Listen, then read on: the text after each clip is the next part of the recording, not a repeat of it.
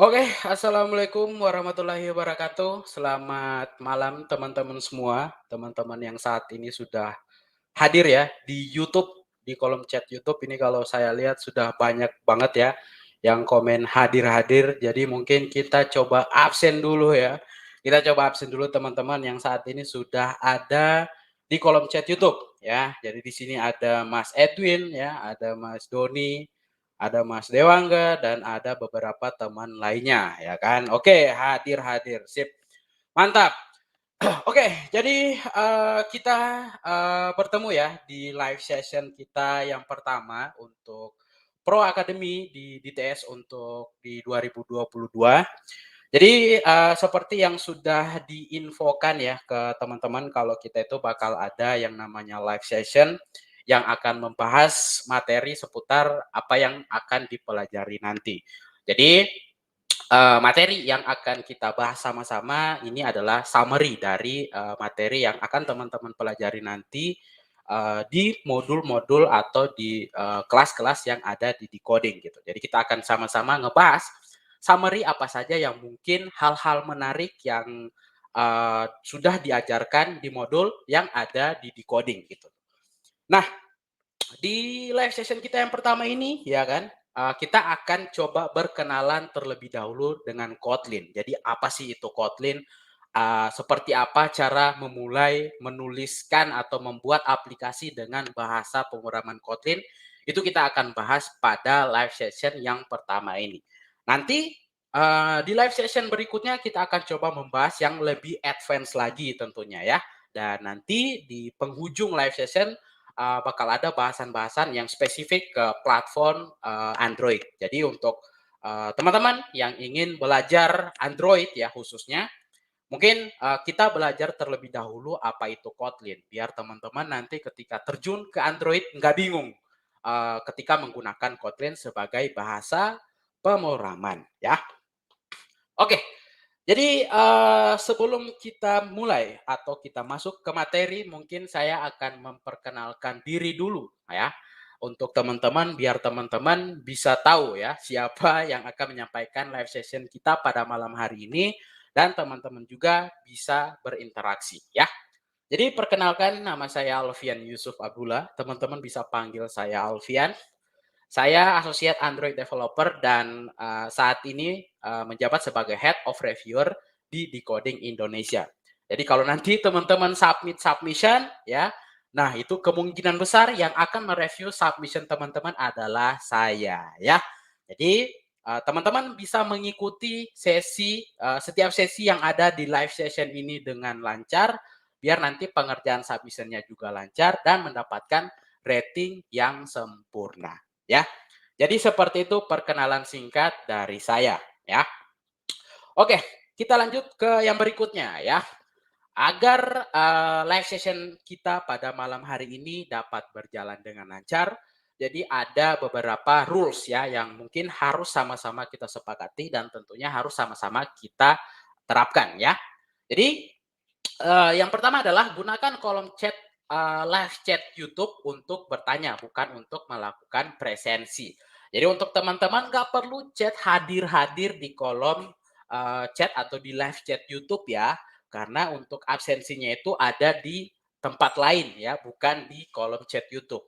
Jadi percuma teman-teman, chat hadir di kolom live chat YouTube ya. Untuk absensinya itu nanti akan saya tampilkan, tapi nanti ya. Kita fokus dulu ke materi yang akan coba saya bahas pada malam hari ini.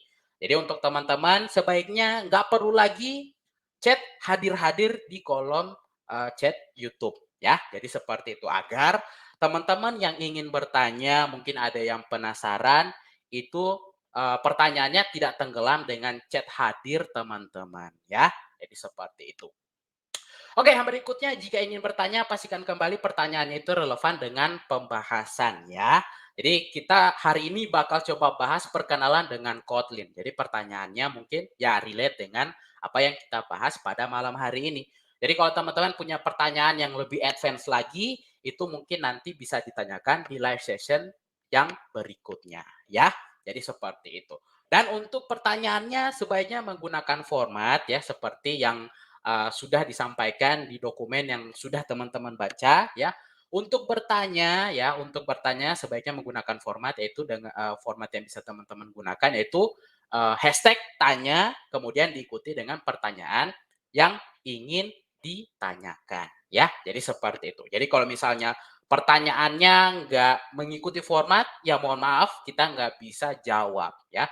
Jadi kalau pengen pertanyaannya ingin dibacakan, kemudian ingin dijawab, sebaiknya menggunakan format yang sudah ditentukan ya. Kemudian yang terakhir yang tidak kalah penting ya, tertib dalam berkomentar. Jadi untuk teman-teman yang saat ini sedang mengikuti live session diharapkan untuk tertib, tidak rusuh ya.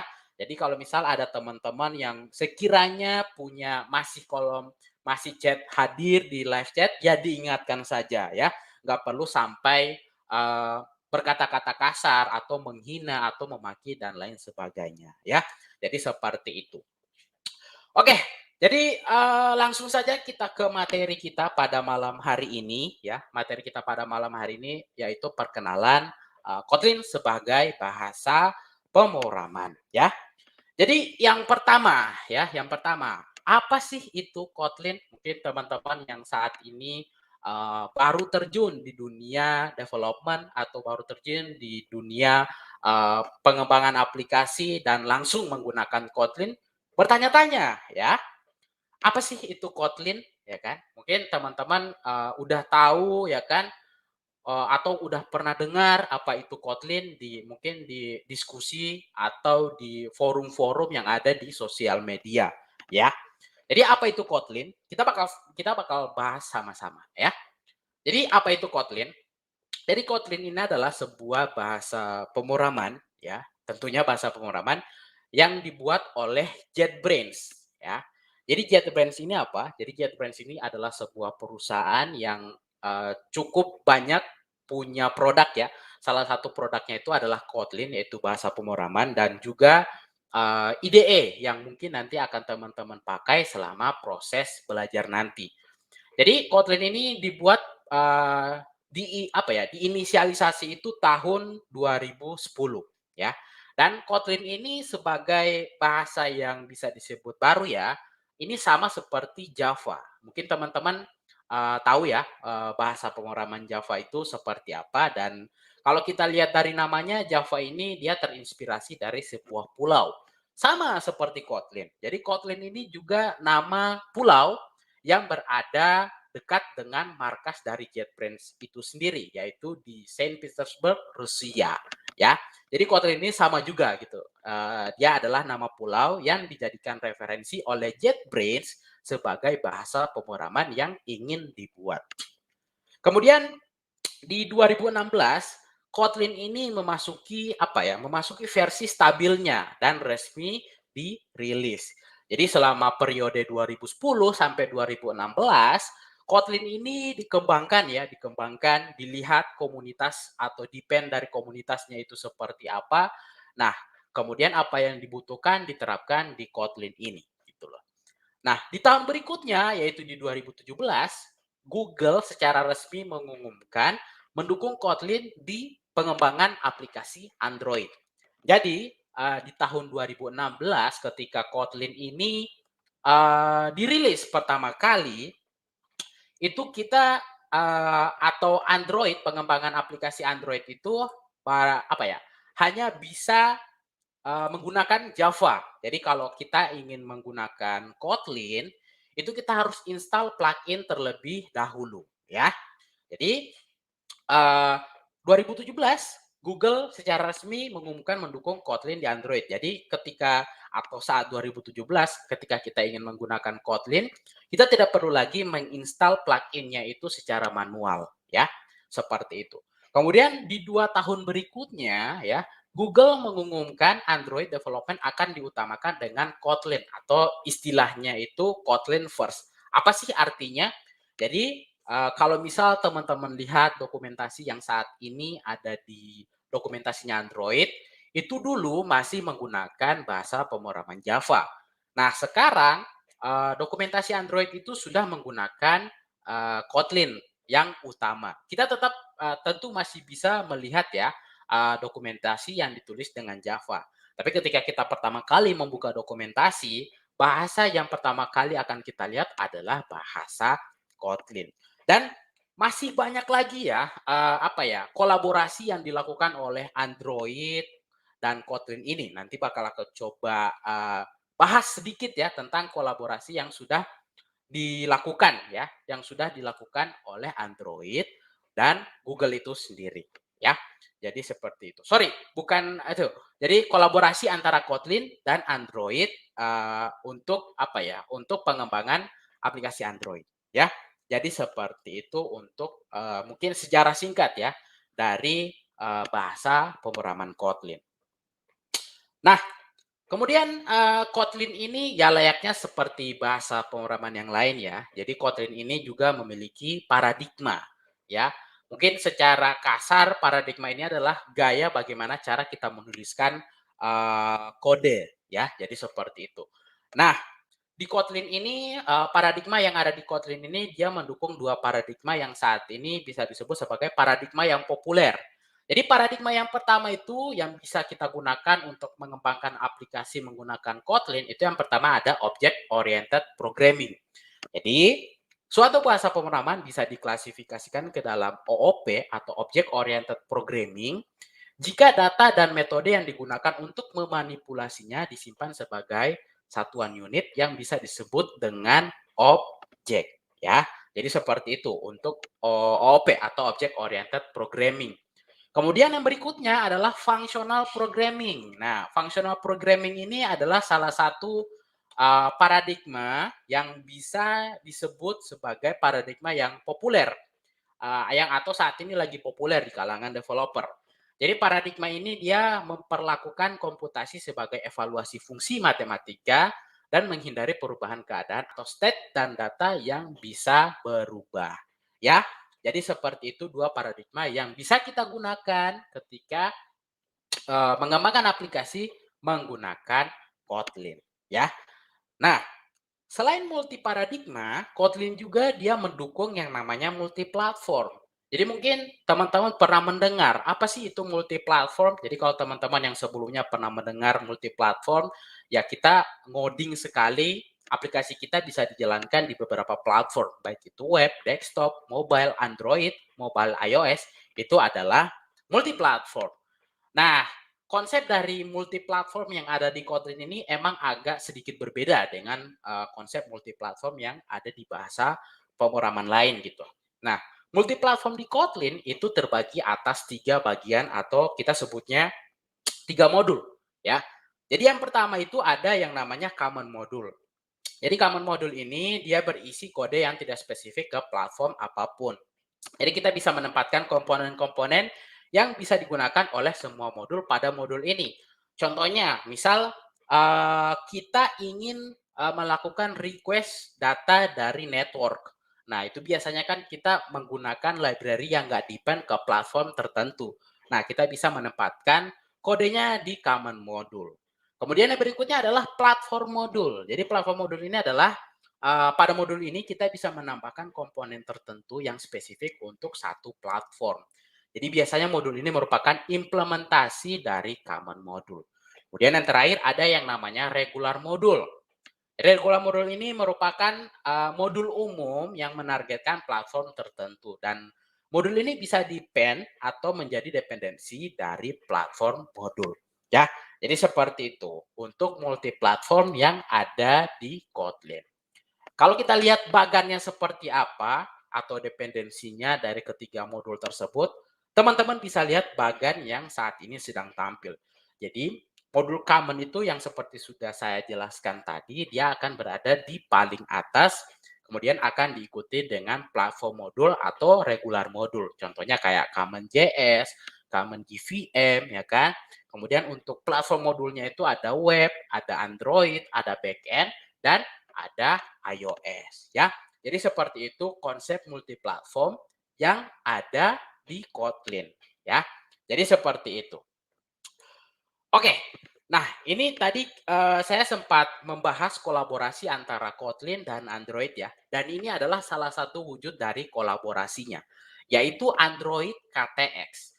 Jadi, Android KTX ini adalah wujud kolaborasi antara Kotlin dan Android ya. Jadi Android KTX ini adalah kumpulan ekstensi Kotlin yang disertakan dalam Android Jetpack dan library Android lainnya.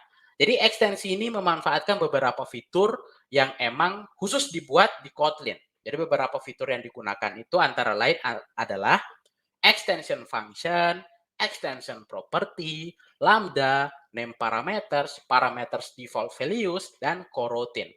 Nah, beberapa fitur ini itu akan teman-teman pelajari di modul yang ada di coding dan tentunya akan sama-sama kita bahas di live session yang yang mungkin di live session di jadwal berikutnya. Jadi kalau di yang pertama ini kita akan lebih bahas ke hal-hal basic dari Kotlin itu sendiri. Jadi kayak extension function, lambda, parameter dan coroutine itu akan kita bahas di live session yang berikutnya ya. Jadi seperti itu. Nah, berikutnya adalah karakteristik dari Kotlin itu sendiri. Jadi kalau misal kita mau pakai Kotlin, ya kita harus tahu karakteristiknya seperti apa. Jadi yang pertama karakteristiknya adalah ekspresif dan singkat ya. Jadi kalau misal kita baca di sini, fitur bahasa modern Kotlin memungkinkan kita ya untuk fokus lebih mengekspresikan atau lebih memfokuskan untuk menuliskan ide ya, menuliskan kode-kode yang tidak terlalu banyak yang mungkin bisa menimbulkan kebingungan gitu ketika kita menuliskan kode tersebut. Jadi dengan Kotlin ini yang mungkin biasanya ketika kode tersebut ditulis di Java yang ya let's say 50 baris, nah dengan Kotlin itu mungkin bisa lebih singkat lagi gitu loh. Kemudian yang berikutnya adalah kode yang lebih aman. Kode yang lebih aman di sini bukan berarti kode kita akan mudah diretas ya. Jadi aman di sini lebih ke aman ketika pengguna gunakan ya. Jadi kalau kita lihat deskripsi singkatnya ya dengan anotasi nullable dan non-null yang disertakan ke sistem jenisnya, Kotlin membantu kita untuk menghindari null pointer exception. Apa sih null pointer exception itu? Nah, nanti bakal coba kita bahas lebih detail lagi di slide berikutnya tentang null pointer exception ini ya. Kemudian yang menarik ya, interoperability. Jadi Kotlin ini dia memiliki interoperability yang 100% dengan bahasa pemrograman Java.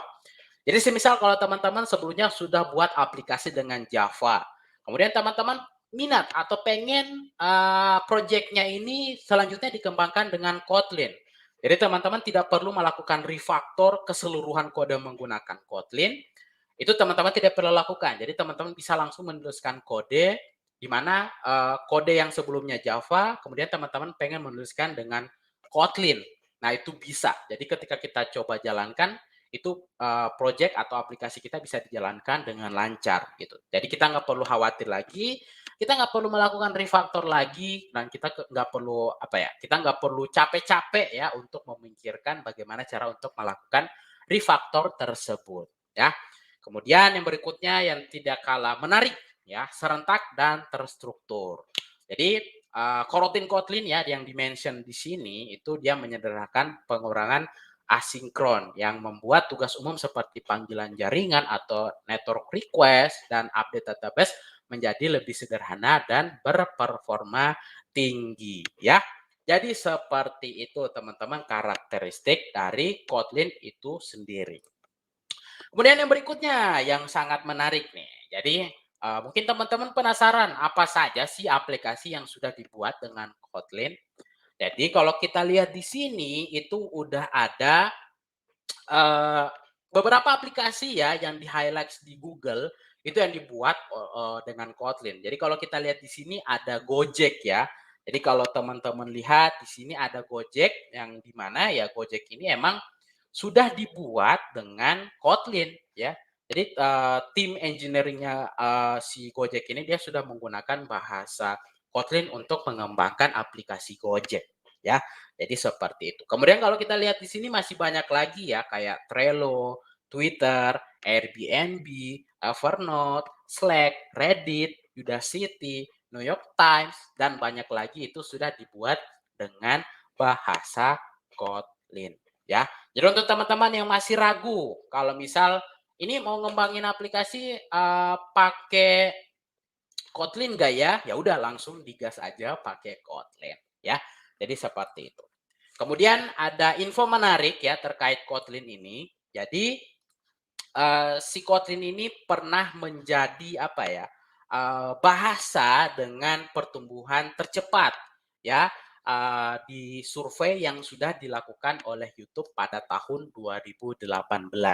Jadi untuk teman-teman yang masih penasaran ya kan tentang Kotlin itu sendiri, tidak perlu diragukan lagi. Jadi karena si Kotlin ini pernah menjadi bahasa dengan perkembangan yang cukup pesat ya, di survei yang sudah dilakukan oleh GitHub ya. Jadi seperti itu. Oke, kita lanjut ke yang berikutnya. Nah, di sini kita sudah mulai masuk ke hal-hal teknis atau ke hal-hal yang harus kita lakukan sebelum kita menuliskan atau membuat project aplikasi menggunakan Kotlin. Nah, nanti kita coba bakal bahas sedikit mungkin kode-kode yang bisa kita pakai di Kotlin. Jadi, kalau kita masuk ke persiapan dan instalasi sebenarnya nggak banyak-banyak ya. Jadi yang harus kita siapkan dan harus kita install itu ada sebenarnya 2 aja cukup. Jadi OpenJDK dan Gradle. Jadi OpenJDK ini adalah untuk kita menjalankan aplikasi kita ya. Kemudian yang Gradle ini yang akan membantu kita agar kita bisa mempaketkan kode yang sudah kita buat itu agar dapat dijalankan oleh si OpenJDK ini. Kemudian IntelliJ IDEA ini mungkin untuk teman-teman itu ketika awal-awal itu mungkin akan terlihat seperti opsional ya, karena IntelliJ IDEA ini dia adalah IDE. Tapi nanti teman-teman akan mempelajari instalasi ketiga hal atau ketiga tools ini nanti ketika belajar di decoding ya. Jadi teman-teman bakal belajar apa itu OpenJDK, instalasinya gimana, konfigurasinya gimana, itu akan dipelajari sama seperti Gradle dan IntelliJ IDEA. Ya, jadi seperti itu. Oke, berikutnya kita lanjut ke Hello Kotlin. Nah, ini kita sudah mulai mungkin bakal coba masuk ke kode-kode yang ada di Kotlin atau kode-kode yang mungkin bisa kita gunakan ketika kita mengembangkan aplikasi menggunakan Kotlin. Jadi ini adalah salah satu potongan kode atau aplikasi yang bisa kita jalankan ketika kita membuat aplikasi dengan Kotlin. Jadi kalau di Kotlin itu yang aplikasi paling basicnya itu adalah Hello Kotlin ya. Jadi mungkin teman-teman ketika belajar bahasa pemrograman lain seperti Java, mungkin yang lain juga JavaScript, Python dan lain sebagainya biasanya kan sukanya nulisnya Hello World ya. Nah kalau di Kotlin ya namanya Hello Kotlin. Dan ini adalah salah satu, bukan salah satu, tapi lebih ke fungsi yang akan menjadi fungsi yang akan dieksekusi pertama kali ketika aplikasi kita dijalankan ya. Jadi seperti inilah strukturnya. Jadi kalau kita lihat di sini bakal coba saya nyalakan. Nah, jadi kalau teman-teman lihat di sini ada namanya fungsi. Jadi fungsi di Kotlin itu keywordnya adalah fun ya. Fun kemudian main. Jadi fungsi main ini adalah fungsi default atau fungsi yang harus kita tambahkan ketika kita ingin mengembangkan aplikasi dengan Kotlin ya. Jadi di dalam fungsi main ini baru kita bisa menuliskan kode-kode yang ingin kita eksekusi. Nah, kalau di sini contohnya kita ingin mengeksekusi agar sebuah teks dapat ditampilkan di konsol. Nah, caranya ya seperti ini. Jadi kita tinggal panggil aja print ln kemudian argumen yang ingin kita cetak ya. Jadi seperti itu untuk aplikasi sederhana dari Kotlin. Nanti tentunya ketika teman-teman belajar atau sudah mulai progres belajarnya bakal kelihatan gitu. Oh, ini buat apa, ini buat apa. Tapi nanti bakal coba kita bahas basic-basicnya dulu atau summary dari Kotlin itu sendiri di tiap live session ya. Jadi seperti itu. Oke, kita lanjut ke variabel. Nah, ini adalah hal apa ya? Hal umum yang mungkin perlu kita ketahui ketika kita belajar Kotlin. ya nggak cuman Kotlin ya, nggak cuman Kotlin aja, di bahasa pemrograman lain pun kita juga ya harus tahu gitu, variabel di bahasa pemrograman itu seperti apa, deklarasinya seperti apa, modifiernya seperti apa, itu juga kita perlu ketahui. Nah, di Kotlin, ketika kita ingin membuat sebuah variabel baru, kita akan sering bermain dengan yang namanya val dan var. Jadi val dan var ini adalah sebuah kata kunci yang digunakan untuk mengontrol nilai dari sebuah variabel. Jadi dengan kata kunci var kita bisa mengubah nilai yang sudah kita inisialisasikan. Contoh, di sini kita punya variabel myAge dengan nilai 20. Kemudian kita ingin mengubah nilai 20 ini menjadi 22, sorry. Nah, di sini kita untuk mengubahnya ya seperti biasa ya. My age sama dengan 22 ya. Nah, itu kalau misal kita menggunakan var. Tapi kalau misalnya dengan kode yang sama tapi kita menggunakan keyword yang berbeda, contohnya di sini var dan di sini val, itu akan terjadi error. Jadi val ini dia bersifat final, artinya ketika variabel kita deklarasikan menggunakan val, itu nilainya sudah tidak bisa berubah lagi ya. Jadi kalau misalnya nilai awalnya 20, nilai akhirnya akan 20 juga. Jadi kita nggak akan bisa mengubah nilainya. Jadi perbedaan val dan var ini bisa kita analogikan seperti sebuah kardus. Nah, kalau var ini ya itu isi dari dalam kardusnya itu bisa kita ubah-ubah atau kita gonta-ganti karena kardusnya itu terbuka. Nah, kalau val itu nggak bisa karena ketika kita memasukkan satu barang di dalamnya, kemudian kita tutup, itu sudah tidak bisa lagi kita ubah, ya. Jadi seperti itu perbedaan val dan var dan tentunya val dan var ini akan sangat sering kita gunakan ketika kita membuat aplikasi menggunakan Kotlin, ya. Jadi seperti itu. Kita lanjut ke tipe data. Jadi tadi kita sudah sedikit membahas tentang deklarasi variabel. Selanjutnya kita akan membahas sedikit tentang tipe data. Jadi apa sih tipe data? Jadi tipe data ini adalah hal umum ya yang ada di bahasa pemrograman dan biasanya di tiap bahasa pemrograman itu punya tipe data masing-masing. Dan kalau misal kita lihat ya tipe data itu di tiap bahasa pemrograman itu hampir mirip-mirip bahkan sama. Contohnya seperti string, char, integer, boolean, dan lain sebagainya. Nah, seperti apa beberapa tipe data tadi di Kotlin? Nah, itu bakal coba kita bahas sama-sama ya. Jadi tipe data adalah sebuah klasifikasi untuk menentukan tipe dari nilai yang dimiliki oleh variabel. Dan di dalam Kotlin semua itu adalah objek ya, data type. Jadi kita dapat memanggil fungsi dan properti apapun dari dalam sebuah variabel. Dan yang menariknya di Kotlin, Kotlin ini adalah statically type. Jadi sehingga tipe data akan konsisten dengan apa yang telah ditentukan sebelumnya ya. Dan setiap data dapat menentukan jenis operasi matematikanya, relasionalnya atau logika yang dapat diterapkan di tipe data tersebut. Nah, contohnya di sini. Kalau misalnya kita punya sebuah variabel ya namanya number 1, tipe datanya integer, nilainya 20. Kemudian ada lagi variabel number 2, tipenya integer, nilainya 20. Kemudian kita ingin melakukan operasi matematika. Nah, ketika kita coba jalankan kodenya, itu hasilnya 40 ya karena tipe datanya integer. Artinya dia akan melakukan operasi tambah ya, operasi matematika tambah. Nah, berbeda ketika misal tipe datanya itu adalah string.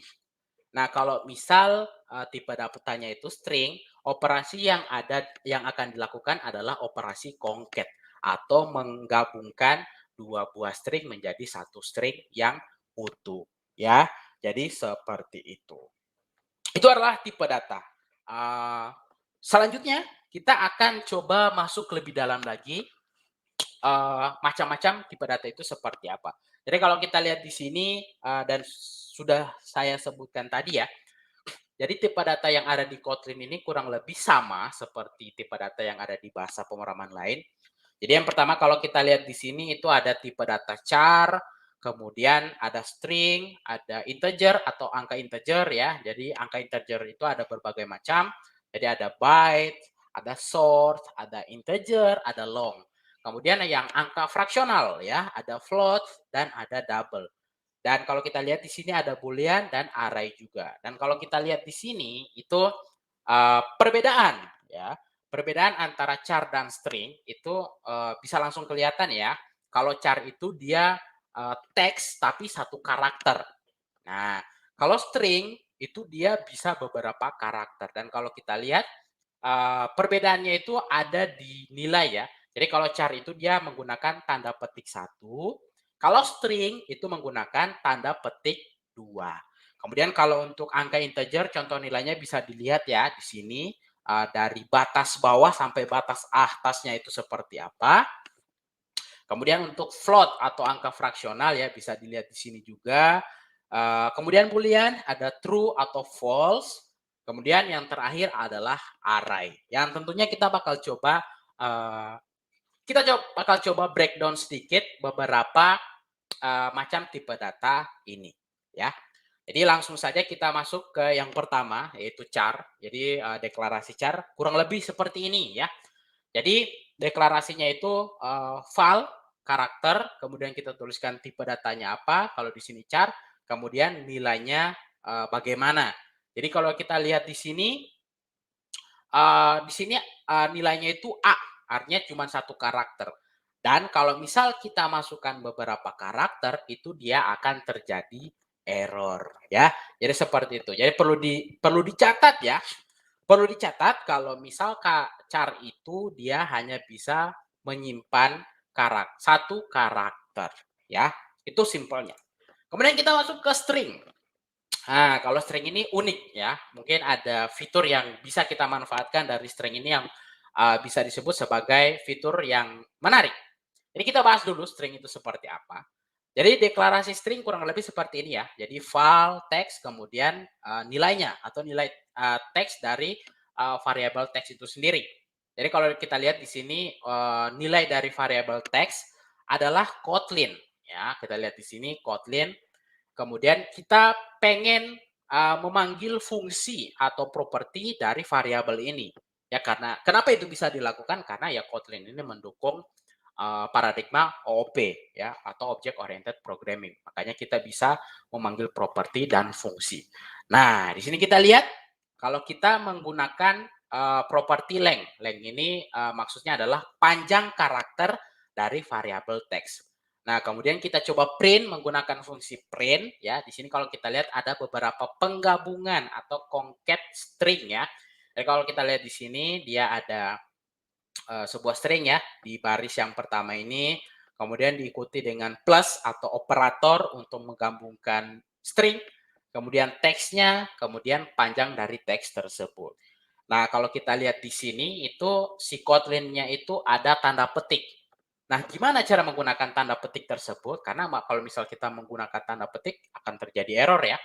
Nah, untuk menggunakan tanda petik di string itu kita bisa memanfaatkan atau menggunakan escape karakter. Jadi agar kita bisa menggunakan tanda petik 2 itu kita escape karakter dari si tanda petik 2 ini dengan slash.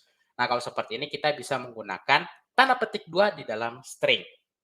Nah, ada hal yang menarik dari string di Kotlin. Kalau kita ingin menggabungkan string, kemudian ada karakter, spesial karakter di dalamnya. Nah, ini kan akan kesulitan ya, akan kesulitan di mana ya seperti ini. Kita harus melakukan escaping dan lain sebagainya. Nah, di Kotlin itu ada juga yang namanya string template, ya. Jadi kalau di string template ini kita nggak perlu melakukan concat menggunakan operator tambah lagi, ya. Kalau tadi kita lihat untuk apa namanya untuk menggabungkan kita menggunakan operator tambah ya. Nah, kalau di string template ini itu kita bisa langsung menggunakan dolar. Dolar kemudian kita panggil variabelnya. Kemudian kalau misal kita mau memanggil properti atau fungsi dari variabel tersebut di dalam sebuah string, kita bisa wrapping atau bisa kita bungkus variabel tersebut ke dalam tanda kurung ya. Jadi seperti ini. Ini adalah salah satu fitur yang akan sangat berguna yang mungkin teman-teman bakal sering pakai. Ya, jadi seperti itu.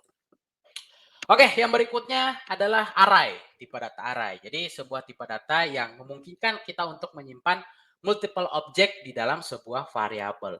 Jadi misal kita punya variabel array, nilainya itu bisa kita masukkan beberapa. Contoh, saya punya variabel users. Nah, di dalam variabel users ini kita bisa menampung beberapa nilai yang tentunya terbagi berdasarkan indeksnya. Contoh lainnya, misal kita punya ingin menyimpan urutan angka atau kumpulan angka. Jadi value-nya itu bisa 1, bisa 3, bisa 5, 7 dengan indeks itu dari 0, 1, 2, 3. Nah, itu adalah yang perlu diketahui ya di array ya. Jadi array itu dia punya indeks dan indeksnya itu selalu dimulai dari 0 ya. Jadi mau itu di bahasa pemrograman apapun, indeks itu akan selalu dimulai dari angka 0 ya. Jadi seperti itu. Kemudian untuk contoh dari si array-nya itu sendiri kurang lebih seperti ini ya. Jadi ketika kita mau menuliskan atau mau mendeklarasi ya seperti ini, kita pakai val, nama variabelnya, kemudian ini adalah extension function atau standar library yang sudah disediakan Kotlin. Jadi array of tipe datanya apa, kemudian kita masukkan. Jadi ada 1, ada 2, ada 5, kemudian ada 7. Kemudian kita juga bisa mengubah nilai yang ada di dalamnya. Misal kita mau mengubah data yang ada di indeks kedua jadi 11. Nah, ketika kita print dia juga akan berubah menjadi 11 ya. Gitu. Oke, kita lanjut ke yang berikutnya adalah nullable types. Nah, ini yang seperti udah saya mention di awal tadi terkait null pointer exception ya. Nah, ini akan kita coba bahas. Jadi, apa sih itu NPE atau null pointer exception yang sudah saya mention di awal? Jadi, ketika kita mengembangkan sebuah program, ada satu hal yang tak boleh kita abaikan, yaitu null pointer exception. Jadi, sebuah kesalahan yang terjadi saat ingin mengakses atau mengelola nilai dari sebuah variabel yang belum diinisialisasikan atau variabel yang bernilai nol.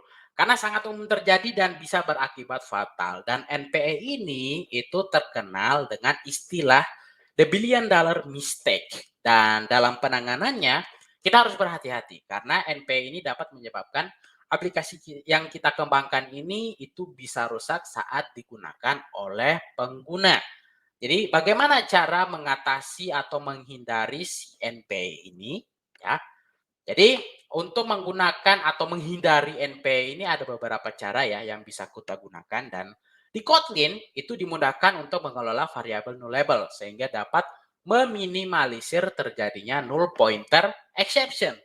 Jadi Kotlin hadir dengan penanganan nullability yang sangat mudah dan Kotlin mampu membedakan objek yang boleh bernilai null dan objek yang tidak boleh bernilai null pada saat objek tersebut dibuat. Jadi biasanya di bahasa pemrograman lain hal tersebut berada ketika runtime atau ketika aplikasi berjalan. Nah, kalau Kotlin enggak. Jadi Kotlin ini penanganannya itu dia penanganannya itu ada di ketika kita menuliskan sebuah kode. Jadi ketika enggak sesuai, nah dia bisa langsung uh, kelihatan errornya di mana, ya. Jadi seperti itu. Jadi ada dua cara yang dapat kita gunakan, yaitu yang pertama menggunakan save call operator, yang kemudian yang berikutnya adalah elvis operator. Jadi seperti apa bagaimana cara menggunakan kedua operator ini? Nah, itu kita bakal coba bahas ya. Oke. Jadi tipe data nullable itu kita bisa lihat dari bagaimana kita menuliskan tipe datanya ya. Jadi kalau misal kita tandai dengan tanda tanya tipe datanya, kita ikuti dengan tanda tanya, itu dia akan bersifat nullable, artinya si variabel ini bisa bernilai nol. Tapi kalau misalnya kita nggak tandai dengan tanda tanya, contohnya seperti kode yang ada di sebelah kanan, itu ketika kita kasih nilai nol, itu nggak bisa. Jadi compile-nya itu akan error, ya. Jadi seperti itu. Kemudian untuk apa ya? Untuk menggunakan atau kita bisa menggunakan tipe data yang nullable yang di kode yang di sebelah kiri ini, itu kita bisa menggunakan safe call operator atau Elvis operator. Ya penggunaannya pun cukup gampang ya. Contohnya seperti ini. Jadi semisal kalau kita punya variabel yang nilainya nol, kemudian kita panggil menggunakan safe call operator dan ternyata nilainya masih nol, maka kode ini itu tidak akan dieksekusi ya. Kode ini tidak akan dieksekusi. Nah, berbeda dengan Elvis operator, jadi Elvis operator ini dia sama seperti memberikan nilai default ketika variabelnya ini bernilai nol ya. Contoh, di sini kita punya variabel teks, uh, kemudian dia variabelnya agak teks, variabel teks ya, sorry. Kemudian dia bernilai nol. Kemudian kita coba panggil ya, kita coba panggil si teksnya ini. Kalau misalnya teks lengthnya ini nol, maka nilai yang akan digunakan adalah nilai yang berada di operan sebelah kanan. Nilai ini bisa bermacam-macam ya, jadi nggak cuma nol aja.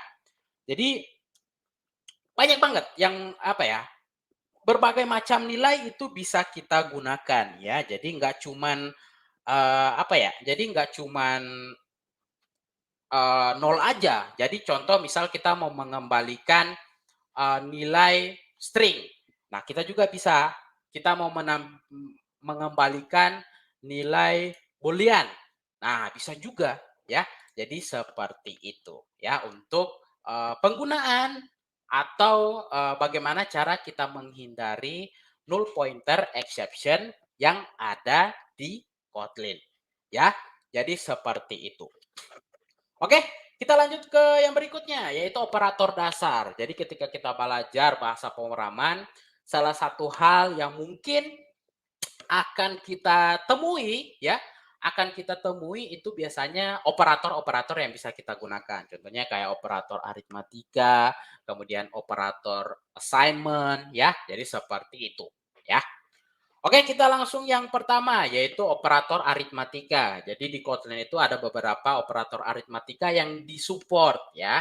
Jadi yang pertama adalah operator tambah ya, yang tentunya bisa kita gunakan untuk menambahkan atau menjumlahkan dua buah variabel. Dan di sini adalah contoh realnya atau contoh di dunia nyatanya itu seperti ini. Nah, kalau di Kotlin itu kita bisa tuliskan seperti ini. Jadi 8 plus 2 ya. Jadi seperti itu. Kemudian yang berikutnya ya, ada operator kurang dan untuk fungsinya atau di Kotlin kita bisa menggunakan minus. Kemudian ada kali ya, kita bisa menggunakan fungsi times, kemudian bahagi kita bisa menggunakan fungsi div, kemudian persentase atau modulus itu kita bisa menggunakan rem ya. Jadi seperti itu untuk operator aritmatika. Kita lanjut operator penugasan atau assignment. Nah, kalau operator assignment ini ya kurang lebih sama juga ya seperti beberapa bahasa pemrograman lain. Jadi contohnya ada seperti tambah sama dengan ya kan, kurang sama dengan, kali sama dengan dan seterusnya. Ya, jadi seperti itu. Jadi kalau teman-teman punya kasus yang mungkin memerlukan operator penugasan, tenang, di Kotlin ada operatornya ya. Jadi seperti itu. Kemudian yang berikutnya adalah operator perbandingan yang hasilnya ini akan mengembalikan nilai dengan tipe data boolean ya. Jadi yang pertama itu ada operator apa ya? Sama atau equal ya, equal to. Contohnya bisa teman-teman lihat. Kemudian yang berikutnya ada operator not equal to, kemudian ada greater than, ada less than, kemudian ada greater than or equal to, kemudian ada juga less than or equal to. Ya, jadi ini adalah beberapa operator yang bisa kita gunakan di Kotlin. Ya, jadi seperti itu. Kemudian yang berikutnya adalah operator logika. Nah, ini juga sama seperti yang tadi ya, operator penugasan atau perbandingan ya. Jadi, kalau misal kita di operator logika ini dia akan mengembalikan nilai dengan tipe data boolean ya. Dan untuk operator logika ini ada beberapa yang bisa kita gunakan. Jadi yang pertama ada operator AND, kemudian operator OR dan operator NOT atau negasi. Jadi misal kita punya variabel yang mengembalikan nilai true, tapi kita pengen dapetin dia nilainya itu sebagai nilai false ya. Jadi seperti itu ya. Oke, kita lanjut ke yang berikutnya. Ada operator increment dan decrement. Jadi operator decrement atau increment ini ya dia akan menjumlahkan nilainya itu dengan dirinya sendiri gitu loh. Dan itu satu. Kemudian kalau kita lihat di sini ada A sama dengan A plus 1 itu untuk decrement. Kemudian yang berikutnya ada A sama dengan A kurang 1. Ya, itu namanya decrement. Nah, kalau A tambah 1 itu namanya increment ya. Jadi seperti itu. Oke, kita lanjut ke yang berikutnya. Oke, kita sudah selesai dengan operator yang ada di Kotlin. Selanjutnya kita akan ngebahas tentang function yang ada di Kotlin. Jadi function di Kotlin itu seperti apa sih? Nah, kita bakal coba bahas. Kita coba bakal lihat struktur dari function yang ada di Kotlin itu seperti apa, ya. Itu bakal coba kita bahas sama-sama.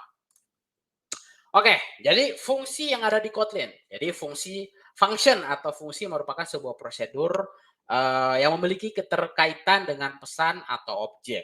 Ya, jadi ketika kita memanggil sebuah fungsi, maka sebuah mini program akan dijalankan. Fungsi sendiri bisa diartikan sebagai cara sederhana untuk mengatur program buatan kita atau aplikasi buatan kita. Dan fungsi terdiri dari dua jenis ya. Ada yang mengembalikan nilai, ada juga yang nggak mengembalikan nilai. Dan kalau kita lihat di sini, ini adalah struktur dari fungsi yang ada di Kotlin. Jadi seperti yang udah saya mention di awal, fungsi di Kotlin ya itu ditandai dengan keyword fun. Kemudian diikuti dengan nama fungsinya, kemudian parameternya, nilai kembalian dan tipe kembalian dan nilai yang akan dikembalikan ya. Kemudian kalau kita lihat di sini parameternya itu penulisannya itu pertama adalah nama dari parameter tersebut, kemudian tipe dari parameter tersebut dan nama dan tipenya ini itu dipisahkan oleh titik dua. Jadi cukup simpel ya struktur dari fungsi yang ada di Kotlin. Kemudian kita lanjut contoh dari fungsi yang mengembalikan unit atau tipe data unit. Jadi kalau misalnya teman-teman menemukan kode yang nilainya kembaliannya itu unit, itu artinya dia tidak akan mengembalikan nilai apapun. Jadi contohnya seperti ini. Jadi kita punya fungsi namanya set user. Kemudian di sini ada tipe kembaliannya unit. Nah, ketika dipanggil ya dia nggak akan mengembalikan nilai gitu. Nah, bagaimana fungsi yang mengembalikan nilai? Nah, kalau untuk fungsi yang mengembalikan nilai itu ada beberapa yang perlu kita ketahui. Jadi yang pertama adalah tipe kembaliannya ya string. Jadi kalau misalnya di kode yang tadi, di kode yang ini, kalau misal dia nggak mengembalikan nilai, itu kita nggak perlu menuliskan tipe data atau tipe kembalian unit. Ini itu bisa dikosongkan atau nggak perlu dituliskan. Tapi kalau misalnya kita punya fungsi yang mengembalikan nilai, nah itu kita wajib menuliskan nilai kembaliannya. Jadi contoh di sini kita mau mengembalikan nilai string. Nah, agar nilai dapat dikembalikan, kita perlu menuliskan atau menggunakan kata kunci return. Ya, jadi seperti itu. Jadi kalau misal teman-teman nggak menuliskan kata kunci return, maka si set user ini itu dia akan mengembalikan tipe data unit. Ya, dan ini bakal terjadi error. Jadi teman-teman nggak perlu khawatir kalau misal lupa memanggil kata kunci return ya. Jadi seperti itu. Kemudian ada juga yang namanya single expression function. Jadi contoh misal kita punya fungsi yang dimana di dalam fungsinya ini itu cuma terdapat satu baris kode. Nah, contohnya seperti ini. Ini kan cuma satu baris kode kan? Nah, kemudian gimana cara mempersingkatnya? Ya, untuk mempersingkatnya kita nggak perlu lagi menuliskan kata kunci return dan dimasukkan ke dalam kurung kurawal. Jadi kita bisa langsung jadi tipe data sama dengan kemudian diikuti dengan nilai yang akan dikembalikan. Atau bisa kita lebih sederhanakan lagi. Jadi di sini bisa teman-teman lihat ya, kalau tipe datanya ini tidak perlu dituliskan lagi. Jadi Kotlin ini secara intelijen dia bisa mengetahui tipe data berdasarkan nilai yang kita kasih ke dalam variabel tersebut. Jadi kita udah nggak perlu lagi menuliskan tipe datanya, ya. Jadi seperti itu untuk single expression function. Kemudian kita masuk ke yang berikutnya, yaitu control flow. Jadi control flow ini mungkin bertugas untuk menentukan alur dari aplikasi kita itu bakal seperti apa. Contoh kalau misalnya user memilih A, dia bakal diarahkan ke halaman A. Kalau misal user memilih B, user akan diarahkan ke halaman B dan seterusnya, ya. Jadi seperti itu dan itu akan kita bahas, ya. Itu akan kita bahas di slide yang selanjutnya. Oke? Jadi seperti itu.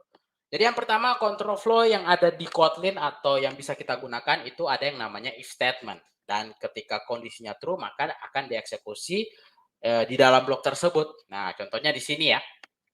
No sama dengan open horse. Jadi kita menggunakan perbandingan ya, operator perbandingan di sini. Dan ketika hasil evaluasi dari no lebih dari open horse ini bernilai true, maka yang akan di print adalah office already open.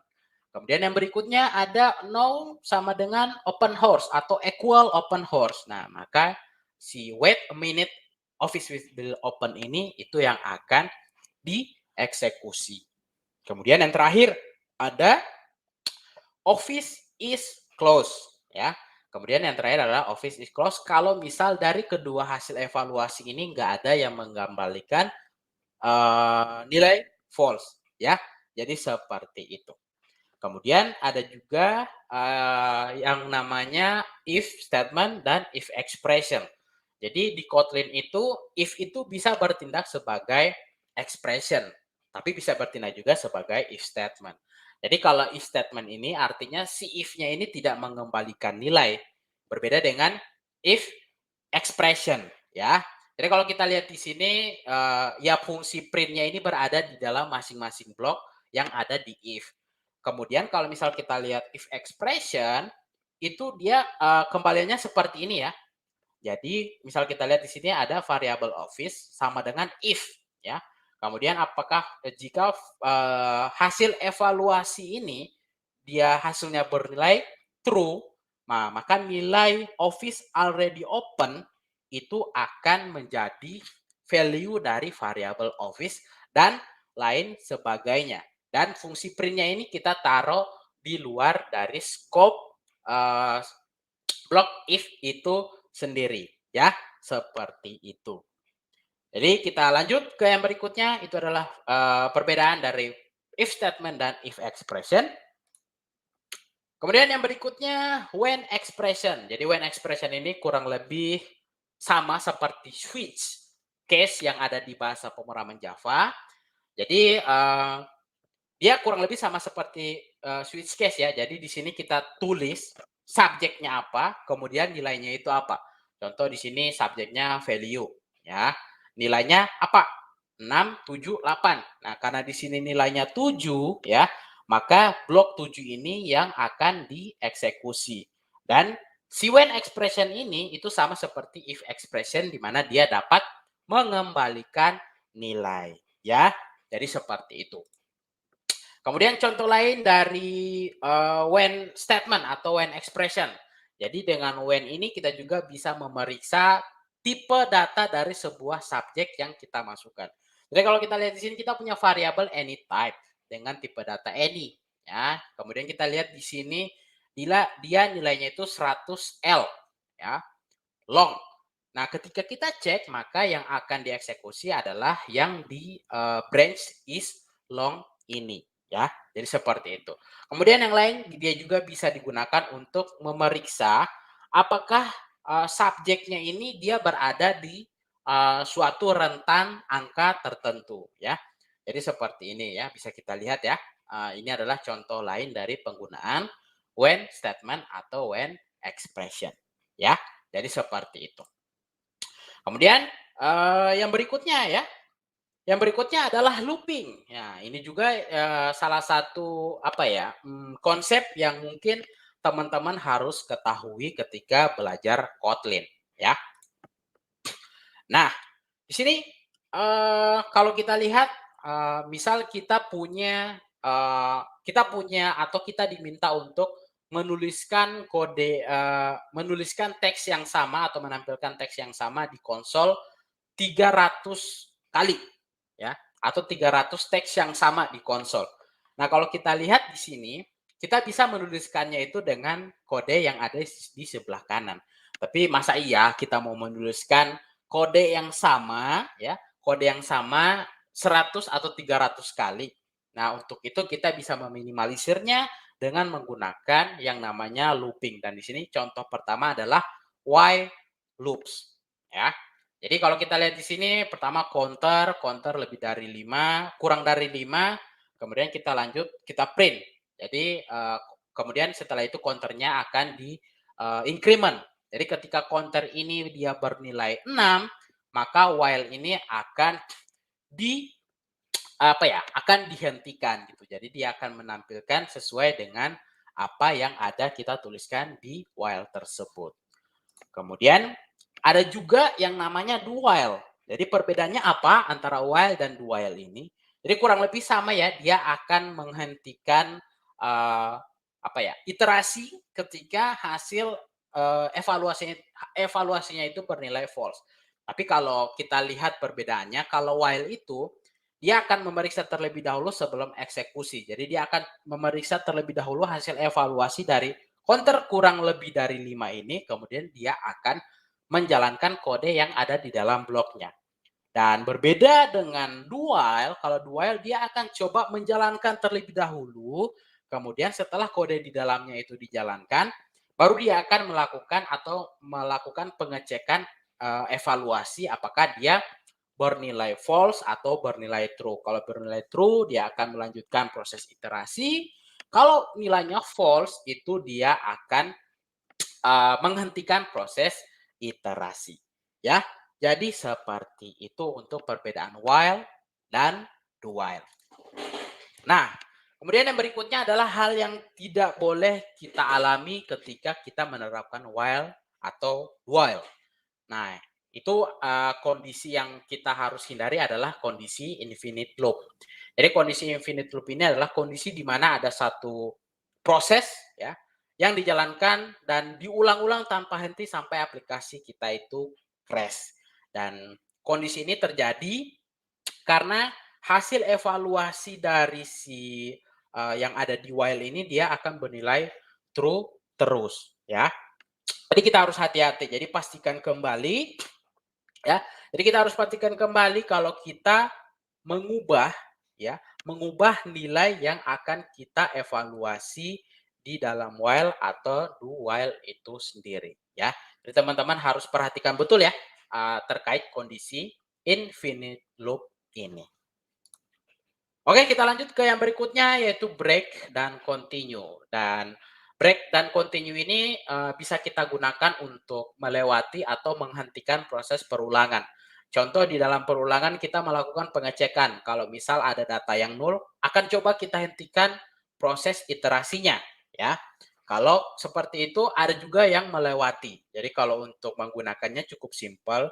Jadi kita tinggal menggunakan kata kunci atau keyword continue untuk melewatkan atau melewati proses iterasi ya. Kemudian kalau untuk menghentikan itu kita bisa menggunakan kata kunci break ya. Jadi seperti itu. Oke, kita lanjut ke yang berikutnya yaitu data class. Nah, data class ini adalah salah satu fitur yang cukup menarik ya yang ada di Kotlin dan ini bakal sangat membantu teman-teman ketika teman-teman berhubungan atau bakal bermain-main dengan data di Kotlin.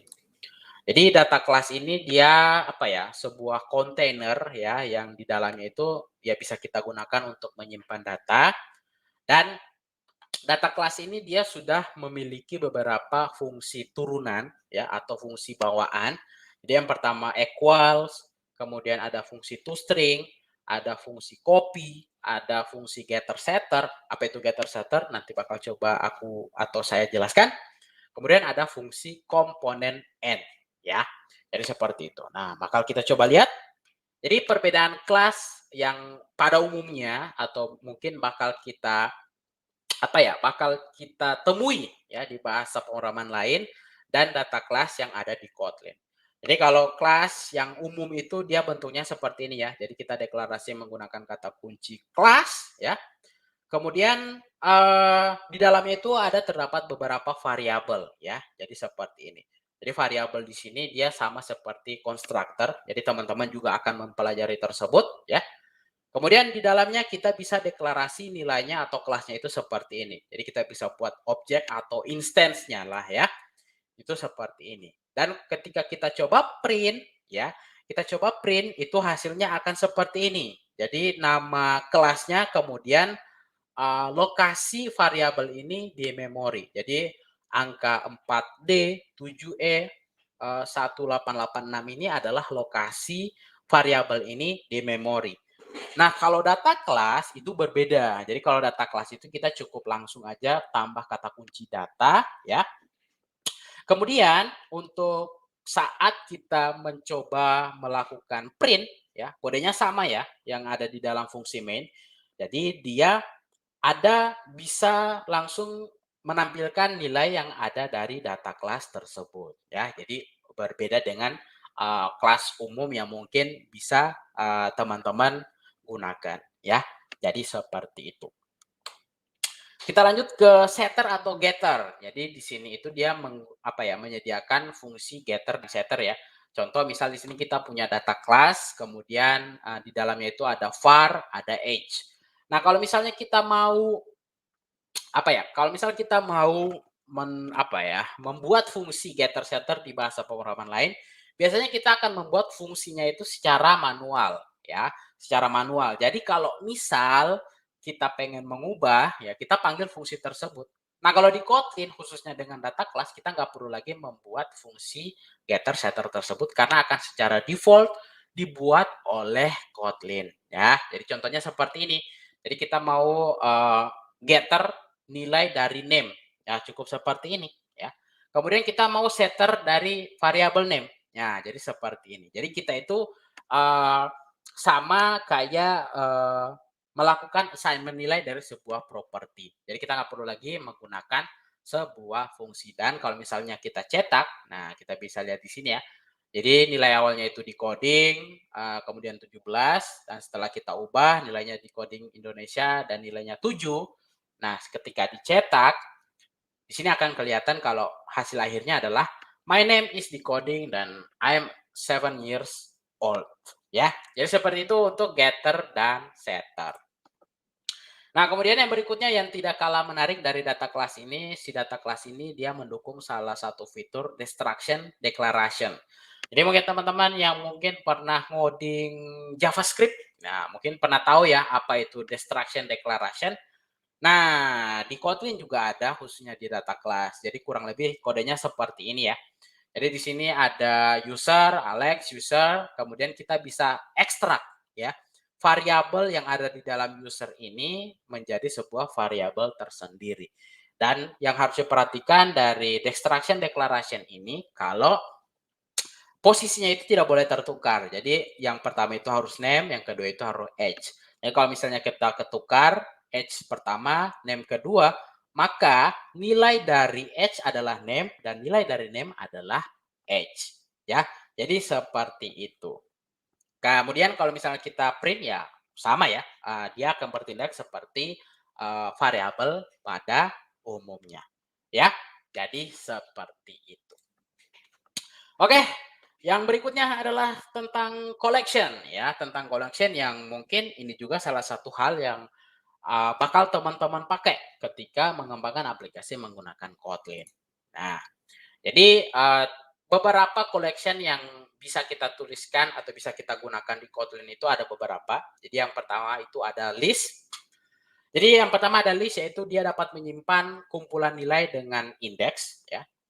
Bisa dilihat di sini contoh kodenya. Kemudian yang berikutnya ada set, yaitu sebuah collection yang hanya bisa menyimpan nilai yang unik. Jadi kalau misalnya ada nilai yang sama tersebut akan dievaluasi, kemudian yang sama tersebut akan dibuang dan akan menyisakan satu nilai yang sama tersebut.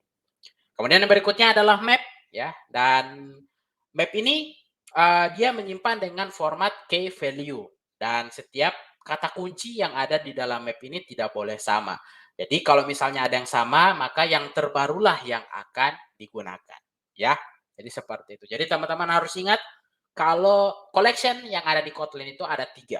Ada list, ada set, kemudian ada map, ya. Jadi seperti itu. Kita coba lihat. Nah, berikutnya adalah perbandingan antara mutable list dan list. Jadi di Kotlin itu juga sama seperti val dan var ya. Jadi ada yang bisa diubah nilainya, ada juga yang read only.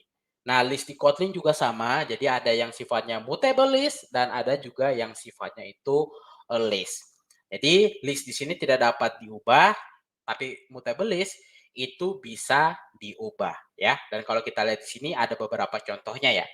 Jadi di sini kita lihat ada contoh dari mutable list, kita lihat kalau di dalamnya kita bisa masukkan data dengan tipe apapun ya.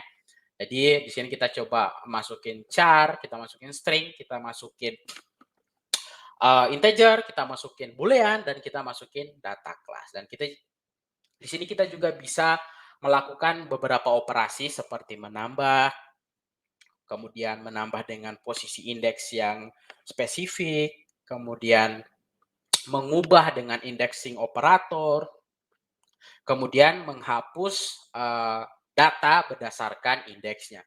Dan di sini ada catatan ya, jadi selain mutable list, ada juga mutable set dan mutable map. Jadi seperti yang tadi sudah saya sampaikan, di Kotlin itu kan ada 3, ada list, ada set, ada map. Jadi mutable-nya juga ada 3. Jadi ada mutable list, ada mutable set, dan mutable map. Ya, jadi seperti itu. Oke, kita lanjut ke yang berikutnya yaitu operator yang biasanya akan kita pakai di collection. Jadi yang pertama itu ada filter dan filter node yang bisa kita gunakan untuk menyaring data berdasarkan kondisi tertentu, ya. Kemudian ada filter map, ya. Jadi berbeda ya dengan tipe collection atau jenis collection. Jadi map ini juga dia merupakan nama dari operator. Jadi fungsi map ini dia untuk mengubah nilai yang berada di suatu collection. Jadi contohnya misal kita mau mengubah nilai yang sebelumnya integer, kemudian kita pengen dia jadi sebuah string. Nah, itu kita bisa memanfaatkan fungsi dari map ini. Kemudian yang berikutnya adalah sorted. Jadi di sorted ini dia bisa kita gunakan untuk mengurutkan nilai ya. Misal dari 1 sampai 5, 1 yang bakal ditampilkan yang pertama. Atau yang sebaliknya, sorted descending. Jadi yang paling besar yang akan ditampilkan paling pertama. Kemudian yang berikutnya ada beberapa lagi ya, seperti count untuk menghitung ya jumlah data yang ada di dalam sebuah collection. Kemudian sum untuk menjumlahkan semua nilai yang ada di dalam collection. Kemudian find untuk menemukan satu data dengan karakter yang pengen kita inginkan. Kemudian ada operator first dan operator last ya. Jadi kita lihat di sini. Di sini banyak ya, ada first, ada last, kemudian kita juga bisa pilih first or null atau last or null. Ya, jadi seperti itu beberapa operator yang bisa kita gunakan atau bisa kita pakai ketika mengembangkan aplikasi dengan Kotlin. Ya, jadi seperti itu. Oke, kita lanjut ke yang berikutnya. Ini terkait bagaimana cara kita mengelola collection tersebut ya. Jadi ada yang namanya eager evaluation, kemudian ada juga yang namanya lazy evaluation. Jadi secara default ketika kita memanggil fungsi filter, kemudian di sini kita panggil map, kemudian di sini kita juga panggil for each. Jadi dia itu akan menyelesaikan seluruh data yang ada. Jadi pertama dia bakal menjalankan filter, kemudian setelah proses filter berhasil dia akan melakukan mapping, setelah proses mapping selesai dia akan melakukan for each ya. Dan kalau misal kita mau lazy evaluation itu dia berbeda. Dan evaluation ini dia ditandai dengan as sequence. Jadi kalau tadi itu filter akan dijalankan terlebih dahulu, baru map, baru for each. Nah ini enggak. Jadi ketika satu data itu difilter, dia bakal langsung masuk ke map. Kemudian ketika udah di mapping, dia bakal langsung di for each. Dan ketika for each ini selesai, dia bakal lanjut lagi atau balik lagi ke filter dan seterusnya sampai semua data ini sudah selesai diproses ya. Jadi seperti itu untuk lazy dan eager evaluation. Oke, tidak terasa kita sudah masuk di sesi Q&A ya. Jadi ini adalah sesi tanya jawab yang di awal sudah saya mention ya. Nanti di sini ada sesi tanya jawab dan kalau dilihat di sini sudah banyak banget yang bertanya. Sudah banyak banget yang bertanya terkait materi yang sudah ya saya bawakan pada live session kita yang pertama ini. Jadi, kurang lebih ya yang bisa saya sampaikan di materi pertama ini adalah seperti itu. Jadi kalau teman-teman punya pertanyaan langsung saja coba ditanyakan di kolom chat YouTube. Oke? Jadi langsung saja kita kita langsung ke pertanyaan-pertanyaan yang sudah ditanyakan di kolom chat YouTube ya. Jadi kalau kita lihat di sini ini sudah banyak banget ya. Jadi kita langsung saja mulai ke pertanyaan yang pertama yaitu pertanyaan dari Mas Wahyu Alfa Visabil ya. Pertanyaannya adalah perbedaan antara safe call operator dan Elvis operator apa? Dan masing-masing tersebut digunakan di mana? Jadi, perbedaannya adalah kalau safe call itu misal kita punya apa ya, kita punya variabel yang berpotensi, dia itu bernilai nol. Jadi kalau misal kita menggunakan safe call, kode yang akan kita panggil tersebut tidak akan dijalankan. Nah, berbeda dengan Elvis. Elvis itu dia sama seperti apa ya? Dia sama seperti ketika kita ingin memberikan nilai default ketika nilai tersebut atau variabel tersebut bernilai nol. Jadi kalau misalnya kita punya variabel yang nilai awalnya itu nol, kemudian kita pengen mengelola variabel tersebut, maka ketika masih nol nilainya, dia akan menggunakan atau kita bisa menetapkan nilai default-nya. Dan cara menggunakannya itu ya tergantung case-nya ya. Kalau misal kita pengen kodenya itu tidak dieksekusi, ya udah kita bisa menggunakan safe call operator. Kalau misal kita mau memberikan nilai default, ya udah kita bisa menggunakan Elvis operator ya. Jadi seperti itu perbedaannya. Oke, kita lanjut ke pertanyaan yang berikutnya. Ini santai saja pertanyaannya ya kalau ditanyakan. Kita coba langsung ke pertanyaan dari siapa ini? Dari Intan Rosiana ya. Kita coba pertanyaan dari Intan Rosiana. Tanya, kenapa mayoritas aplikasi menggunakan Kotlin ketimbang Flutter? Apa yang membedakan? Nah, ini pertanyaan yang menarik ya dari Intan. Jadi yang pertama adalah yang perlu diketahui Kotlin dan Flutter itu berbeda ya. Kotlin dan Flutter itu berbeda. Bedanya di mana?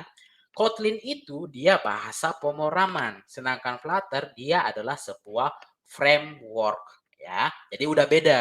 Dan Flutter ini dia itu framework yang menggunakan bahasa pemrograman Dart. Jadi kalau misal ditanya mayoritas aplikasi kenapa menggunakan Kotlin? Ya karena itu bisa kita apa ya, aplikasi yang kita tulis menggunakan Kotlin emang banyak keunggulannya ketika kita membuat aplikasi dengan Flutter. Jadi berbeda ya.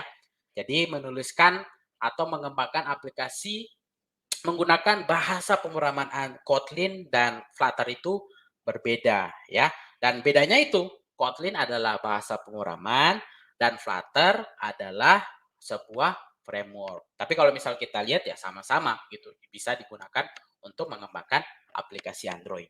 Dan yang perlu diperhatikan ya Flutter itu dia menggunakan bahasa pemrograman Dart. Nah, gitu. Dan ya kita tetap bisa menggunakan atau bisa membuat aplikasi Android ya. Jadi seperti itu. Oke, kita lanjut ke pertanyaan yang berikutnya. Nah, ini kita coba jawab pertanyaan dari Amiruddin Latif ya. Ini pertanyaan dari Amiruddin Latif. Kotlin bisa dipakai buat backend apa enggak? Kalau bisa, framework backend apa yang menggunakan Kotlin? Nah, kalau ditanya bisa apa enggak? Bisa. Jadi, kalau misal kita pengen ngebangun aplikasi backend menggunakan Kotlin, kita bisa menggunakan banyak ya. Jadi kayak ada Spring Boot atau kita mau menggunakan Kitor yang di mana Kitor ini pengembangannya itu sama dengan Kotlin itu sendiri. Jadi untuk kompatibilitas itu sudah pasti dijamin. Jadi kalau ditanya apa enggak, bisa apa enggak, itu bisa. Dan kalau ditanya pakai framework apa atau library apa, itu Mas Amiruddin Latif bisa menggunakan Spring Boot atau Kitor. Ya, dua itu. Sebenarnya ada lagi yang bisa digunakan, tapi yang paling banyak digunakan adalah itu. Bisa Spring Boot atau Kitor. Ya, jadi seperti itu ya, Mas Amiruddin. Oke, kita lanjut ke pertanyaan yang berikutnya. Nah, mungkin di sini ada beberapa pertanyaan yang agak out of topic ya. Jadi bakal nanti coba kita bahas di lain waktu. Kita bakal coba lihat dulu pertanyaan uh, yang relate dengan materi kita pada malam hari ini. Ya. Kemudian di sini kita lanjut ya ke pertanyaan dari Mas Michel Farel. Ini Mas Michel Farel ya. Jadi pertanyaannya adalah kapan kita menggunakan eager atau lazy evaluation dan di kasus seperti apa. Jadi yang perlu kita ketahui adalah dampak dari penggunaan eager dan lazy evaluation ini. Jadi kalau misal kita lihat dari sisi performa, si lazy evaluation ini emang tidak jauh berbeda ya dengan eager, ya tergantung data yang ingin kita ingin kita olah. Nah, tapi kalau ditanya di kasus seperti apa, misal kita punya ratusan ribu data, ya. Kemudian kita ingin melakukan filtering, kita melakukan mapping, kita pengen melakukan for each. Ketika kita punya data yang jumlahnya sangat banyak, proses dari hal tersebut atau ketika kita menggunakan eager itu akan memakan waktu yang lama untuk mendapatkan hasil dari pengolahan data tersebut. Nah, kalau evaluation, lazy evaluation, kita bisa mendapatkan atau kita bisa melihat data yang sudah difilter itu langsung gitu. Jadi satu-satu. Kalau eager dia akan melakukan filter, melakukan mapping, kemudian melakukan for each. Nah, setelah itu baru semua data akan ditampilkan. Kalau lazy evaluation itu kita bisa langsung lihat. Jadi satu-satu akan ditampilkan. Jadi hasil akhirnya itu akan ditampilkan satu-satu sampai seluruh proses pengolahan datanya itu selesai ya. Jadi seperti itu. Jadi kalau misal kita pengen atau kita ada kasus kita ingin langsung melihat proses pengolahan data tersebut tanpa harus menunggu keseluruhan proses selesai, itu kita bisa menggunakan lazy evaluation. Tapi kalau misal kita pengen langsung melihat data tersebut utuh keseluruhan, itu kita bisa menggunakan eager evaluation ya. Jadi seperti itu Mas Michel. Oke, kita lanjut ke pertanyaan yang berikutnya. Ini pertanyaan dari mana tadi? Pertanyaan dari Virjiawan Indra. Ini pertanyaan yang terkait atau relate dengan while dan do while ya. Jadi ini pertanyaan dari Mas Virjiawan Indra ya. Jadi pertanyaannya adalah apabila terjadi infinite loop pada aplikasi, apakah ada log pemberitahuan sebelum aplikasi crash? Nah, kalau log pemberitahuan itu nggak ada ya. Kalau log pemberitahuan itu emang nggak ada atau emang nggak tersedia. Cuman biasanya sebelum aplikasi kita crash itu, aplikasi kita itu akan loading, akan nge-freeze. Bahkan nge-freeze-nya itu nggak cuman di aplikasi kita, nge-freeze-nya itu bahkan bisa sampai ke device yang kita gunakan. Jadi kalau misal ada ketika kita jalankan aplikasi kita, kemudian kita ngerasa kayak, kok aplikasi kita nge-freeze ya? Kok aplikasi kita nge-lag ya? Nah, itu adalah tanda-tanda terjadinya infinite loop. Dan itulah alasan kenapa kita harus menghindari si infinite loop ini. Agar ya aplikasi kita tidak crash atau bahkan tidak nge-freeze atau tidak nge-lag. Ya, jadi seperti itu Mas Virjiawan Indra ya untuk jawaban dari pertanyaannya. Oke, kita lanjut ke pertanyaan yang berikutnya. Kita cari-cari dulu.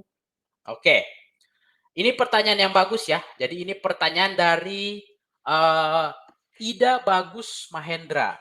Jadi ini pertanyaan dari Mas Ida Bagus Mahendra. Pertanyaannya adalah, apakah bahasa pemrograman Kotlin mendukung asynchronous programming atau async await? Nah, ini Kotlin sangat-sangat mendukung ya asynchronous programming. Jadi untuk melakukan asynchronous programming ini ya sama ya seperti di Java yang mendukung tersebut. Nah, kalau di Kotlin ini untuk asynchronous ini kita bisa menggunakan yang namanya coroutine. Jadi di Kotlin ini ada yang namanya coroutine yang bisa memungkinkan kita untuk melakukan asynchronous programming ini. Dan kalau ditanya async await ada ya. Jadi di Kotlin ini juga ada yang namanya async, ada yang namanya juga await. Tapi perbedaannya itu kalau di beberapa bahasa pemrograman lain biasanya async await ini itu keyword ya, keyword atau kata kunci. Tapi kalau di Kotlin async await-nya ini dia bentuknya function ya. Jadi fungsi async kemudian fungsi await ya. Jadi seperti itu. Jadi kalau Mas Ida Bagus Mahendra pengen asinkronus di Kotlin bisa.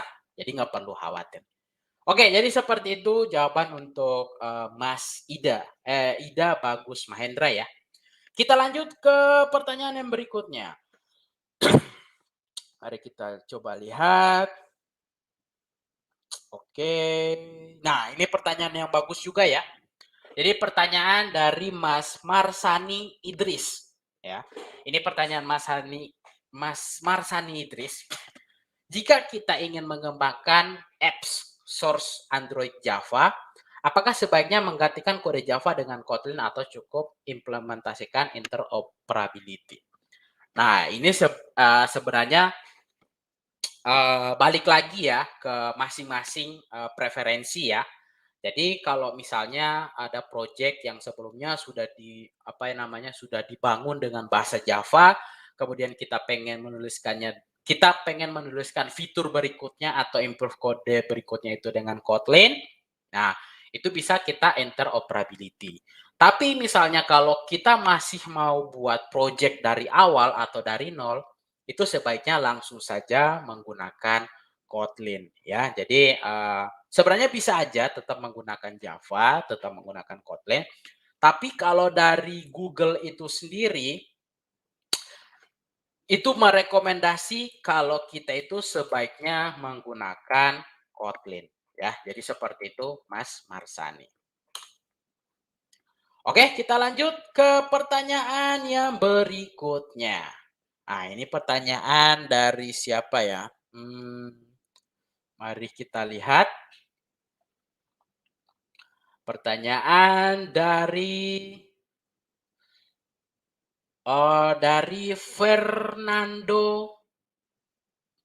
Fernando PDNA. Nah, ini Fernando PDNA. Jadi pertanyaannya adalah, Bang, prefer mana ketika mencegah data nul? Menggunakan Elvis operator dan sejenisnya atau dibuatkan value default. Nah, ini balik lagi ya, seperti yang tadi, ini preferensi masing-masing dan kita harus lihat contoh kasusnya itu seperti apa. Jadi kadang kita itu jalan terbaik adalah menggunakan Elvis operator atau kita juga bisa menggunakan default value. Contohnya, misal kita ketika data atau variabel bernilai nol tersebut bernilai nol, nah itu kita ingin menghentikan kita ingin menghentikan prosesnya, yaitu kita bisa menggunakan save call. Nah, sebaliknya kalau misal kita mau memberikan nilai default, nah itu ya balik lagi. Kalau misal kita mau melanjutkan alur dari aplikasi kita, gitu ya. Jadi seperti itu mungkin preferensi menggunakan FV operator dan lain sebagainya atau dibuatkan value default-nya ya. Jadi seperti itu Fernando. Oke, coba kita lihat pertanyaan yang berikutnya. Ya, ini kalau kita lihat mana ya? Ada exception. Oke, ini kita lanjut ke yang berikutnya dari pertanyaan dari Mas Hanjes ya. Pertanyaan dari Mas Hanjes, pertanyaannya adalah adakah exception lain selain NPA? Nah, kalau ditanya exception lain pasti ada ya. Banyak banget.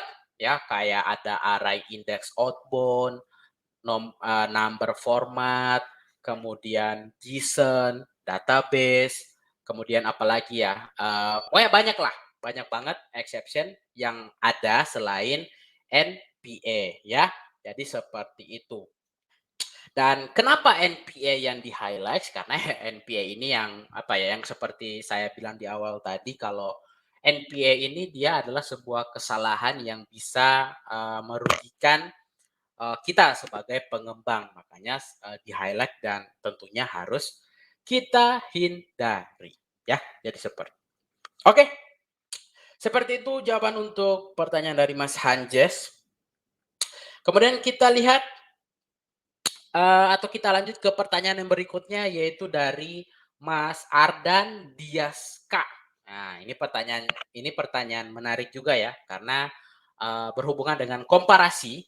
Jadi apa yang menjadi perbedaan antara bahasa pemrograman Kotlin dan Java dalam pembuatan aplikasi? Apakah Kotlin lebih sederhana atau bagaimana? Jadi kalau ditanya apakah lebih sederhana? Ya, jadi seperti yang udah saya mention tadi juga, misal kita menuliskan kode dengan jumlah baris 50 di Java. Nah, di Kotlin itu kita bisa menuliskan jumlah baris yang lebih sedikit. Ya, mungkin kita bisa tuliskan dengan 10 baris, kita bisa tuliskan dengan lebih sedikit lagi, misal lebih baris. Jadi seperti itu. Kemudian, kalau misal kita fokus dalam pengembangan aplikasi Android, nah perbedaannya adalah kalau Kotlin ini sudah banyak disupport. Jadi sudah banyak disupport oleh Google, di mana Google ini banyak menyiapkan library yang emang dikhususkan untuk Kotlin dibandingkan Java, ya. Jadi pengembangan kita bisa lebih lebih cepat lagi gitu dengan didukungnya Kotlin ini dibandingkan Java. Ini banyak banget perbedaan-perbedaan ya baik dari teknis, support, kemudian dukungan-dukungan library itu bisa disebut Kotlin untuk sekarang itu lebih diunggulkan daripada Java ya. Jadi seperti itu.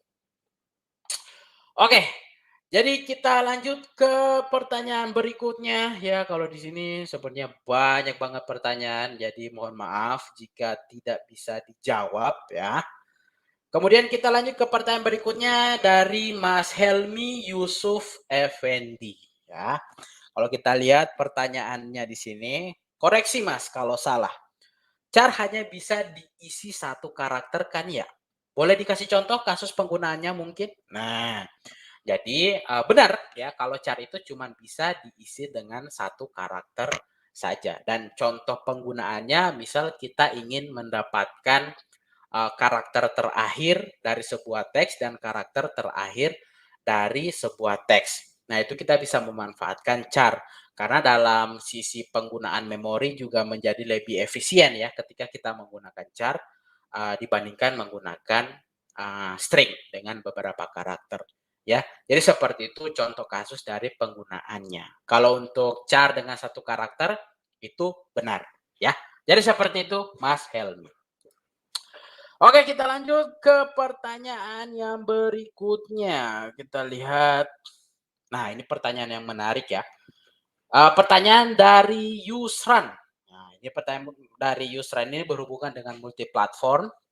Jadi pertanyaannya adalah terkait multiplatform, apakah Kotlin sama seperti React Native atau sejenisnya, di mana coding yang kita buat bisa dijalankan langsung di device iOS atau Android, atau seperti apa? Jadi gini, konsep multiplatform yang ada di Kotlin itu sedikit berbeda dengan yang ada di beberapa platform yang sudah Mas Yusran sebutkan, seperti React dan mungkin kayak Flutter. Jadi konsep multiplatform yang ada di Kotlin ini dia fokusnya itu lebih ke logika bisnis, ya. Maksudnya gimana? Jadi contoh kita pengen melakukan request data. Nah, itu kita bisa tuliskan dengan Kotlin. Nah, dari proses request data ini kita pengen gunakan logikanya itu di Android, di iOS, di web, di desktop. Nah, itu bisa. Jadi untuk masing-masing platformnya itu kita tetap ngoding. Jadi kita tetap ngoding di masing-masing platform. Contoh kita mau multi-platform Android dan iOS. Nah, kita tetap ngoding di Android, kita juga tetap ngoding di iOS. Tapi yang kita ngoding cuman view-nya aja, ya. Jadi kita cuman ngoding view-nya aja. kalau untuk logika bisnis, logika belakangnya itu kita bisa langsung tuliskan menggunakan Kotlin ya. Jadi seperti itu Mas Yusrat konsep dari multi platform yang ada di Kotlin. Oke, seperti itu teman-teman sesi Q&A kita pada live session kita yang pertama ini. Jadi sangat-sangat banyak ya yang bisa kita sebenarnya bisa saya jawab cuma karena waktu yang terbatas ya maka sampai di sini dulu Q&A untuk live session kita yang pertama ini. Nanti untuk live session yang berikutnya juga ada Q&A dan yang harus dipastikan adalah pertanyaan yang ditanyakan relate atau relevan dengan apa yang bakal saya bahas. Oke, jadi yang berikutnya recaps dari pembahasan kita ya di live session kita yang pertama ini. Jadi bahasa pemrograman Kotlin adalah bahasa pemrograman dengan kode sumber yang terbuka yang dikembangkan dengan JetBrains ya. Jadi Kotlin ini dia open source, teman-teman bisa berkontribusi di sana. Kemudian Kotlin ini adalah bahasa pemrograman yang mendukung multi paradigma dan multi platform ya.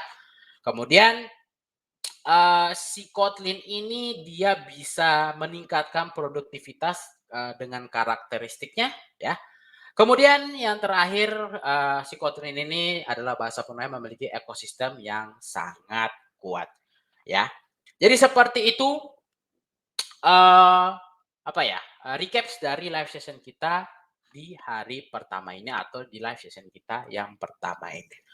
Oke, dan yang terakhir ya untuk absensi, sebenarnya absensi ini sudah ada ya di dokumen yang sudah diserahkan ke teman-teman sekalian. Tapi di sini saya coba tampilkan lagi ya. Jadi silakan di screenshot, silakan ditulis, silakan di copy, silakan dibuka dan lakukan absensi di TS ini. Saya kasih waktu 15 detik ya untuk copy, untuk screenshot dan lain sebagainya ya. Jadi seperti itu ya. Jadi teman-teman bisa langsung melakukan absensi dengan memanfaatkan link yang sudah saya tampilkan di link ini. Oke, jadi seperti itu ya live session kita pada malam hari ini. Jadi semoga teman-teman yang masih memiliki rasa penasaran terkait Kotlin sudah tidak penasaran lagi. Dan untuk teman-teman yang terpilih untuk mengikuti, yang terpilih mendapatkan kesempatan untuk belajar bahasa Kotlin itu silakan dimanfaatkan dengan baik. Oke, jadi seperti itu live session kita pada malam hari ini. Terima kasih teman-teman yang sudah hadir dari awal sampai akhir mengikuti sesi live session kita pada malam hari ini. Ya, mohon maaf jika terdapat kesalahan baik kesalahan teknis atau kesalahan selama proses atau selama berlangsungnya live session ini. Oke, sekian dari saya. Terima kasih teman-teman. Selamat malam semuanya. Assalamualaikum warahmatullahi wabarakatuh. Selamat malam dan selamat melanjutkan aktivitasnya.